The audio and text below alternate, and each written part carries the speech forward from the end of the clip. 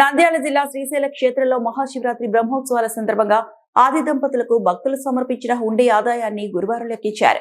ఉభయ దేవాలయాలు అన్నప్రసాదన భవనం పరివారం దేవాలయాల హుండీల్లో 13 రోజులుగా భక్తుల నుంచి స్వామి అమ్మవార్లకు మొక్కులు కానుకల రూపంలో 5,61,81,535 ఆదాయం వచ్చినట్లు ఆలయ ధర్మకర్తల మండలి అధ్యక్షుడు పోతకుంట రమేష్ నాయుడు, ఈవో శ్రీనివాసరావు తెలిపారు. అలాగే 1,24,500 గ్రాముల బంగారం, 5 కేజీల 550 గ్రాముల వెండి వస్తువులు కానుకగా సమర్పించారని తెలిపారు. అదేవిధంగా 22 యుఎస్ఏ డాలర్లు, 10 యుఏఈ దిర్హమ్స్, 4 సింగపూర్ డాలర్లు, 25 ఇంగ్లాండ్ పౌండ్స్, 1 మలేషియా రిగెన్స్, 100 ఏమాన్ పైసా, 17 Australia dollars, 5 Eros, 1 Qatar riyals, 5 Saudi riyals, 1 Oman riyals, 100 Thailand birds మొదలైన విదేశీ కరెన్సీని హుండీ ద్వారా స్వామి అమ్మవార్లకు భక్తులు సమర్పించారు.